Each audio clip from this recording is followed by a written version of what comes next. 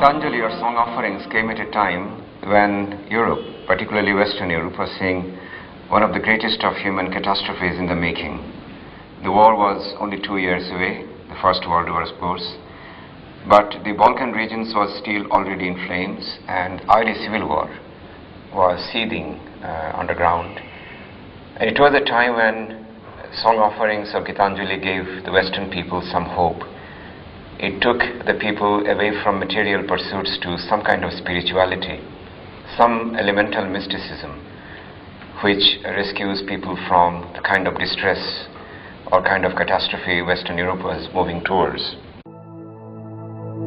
আজি ঝড়ের রাতে তোমার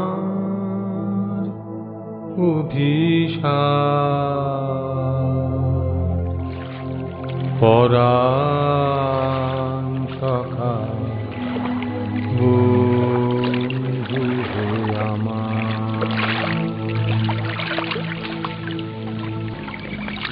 Tagore was born in his ancestral mansion in Jorasanko, Kolkata, in 1861, 4 years after India had passed under the British Crown.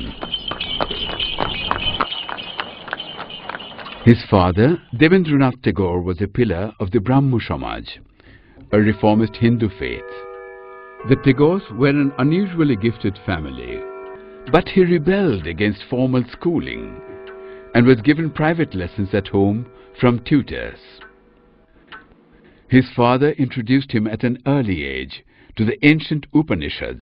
Gurudev Rabindranath Tagore, as we call him in India, is a universalist. His philosophy is based upon humanism and upon, essentially I feel, upon the philosophy of the Upanishads, in which not only the whole human race but the whole universe is included.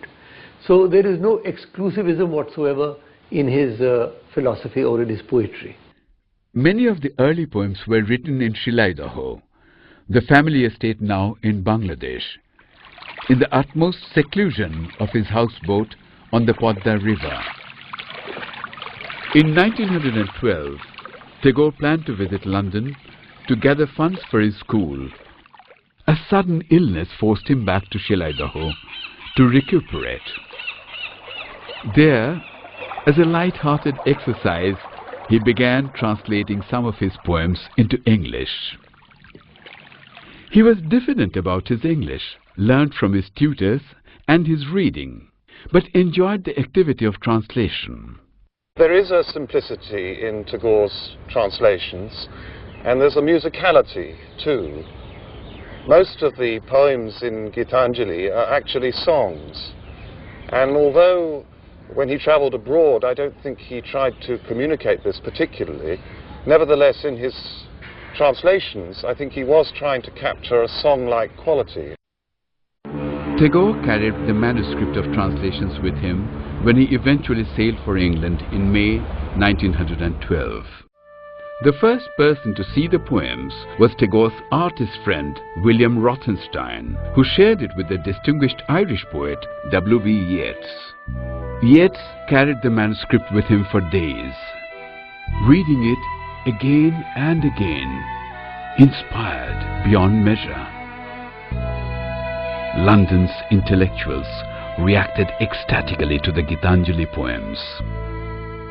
Gitanjali was first published privately by India Society in London in 1912. Macmillan published it in 1913, which ran into 10 reprints before the poet Thomas Sturge Moore sent it as an entry for the Nobel Prize. Tagore returned to India in September 1913, 2 months before he received the news of the award. The Nobel citation said that he had been given the prize because of his profoundly sensitive, fresh and beautiful verse, which had become a part of the literature of the West. In 1921, Tagore gave a formal acceptance speech before the Nobel Committee in Stockholm. He recalled the circumstances in which he had written the poems in the seclusion of a houseboat on the Podda. When I was about 25 years, I used to live in utmost seclusion in the solitude of an obscure Bengal village by the river Ganges in a boathouse.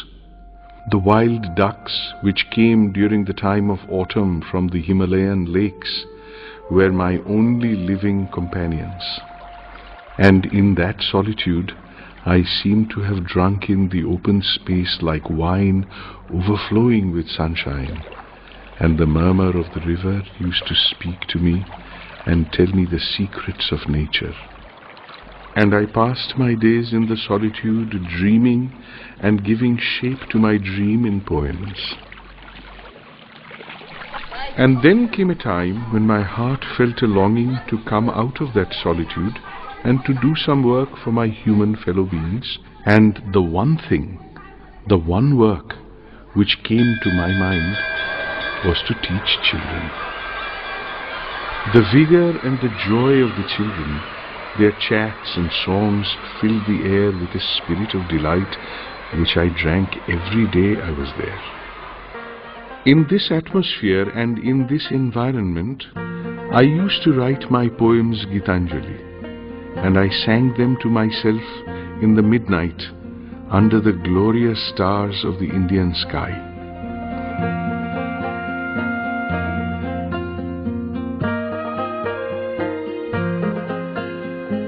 Tagore died in 1941 at the age of 80 in Jurashako, his Kolkata home where he was born.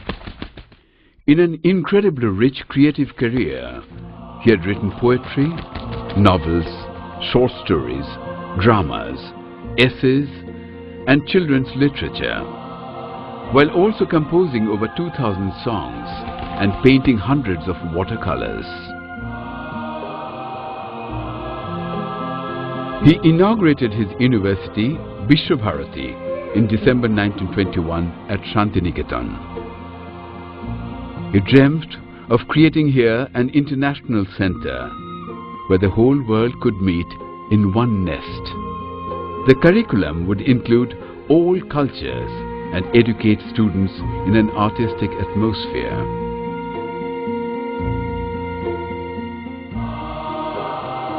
Although he had faced considerable sorrow and grief, he never lost his zest for creativity. He felt that through the creative medium, he was in constant dialogue with the Supreme Creator. In one salutation to Thee, my God, let all my senses spread out and touch this world at Thy feet. Like a flock of homesick cranes, flying night and day back to their mountain nests, let all my life take its voyage to its eternal home, in one salutation to Thee.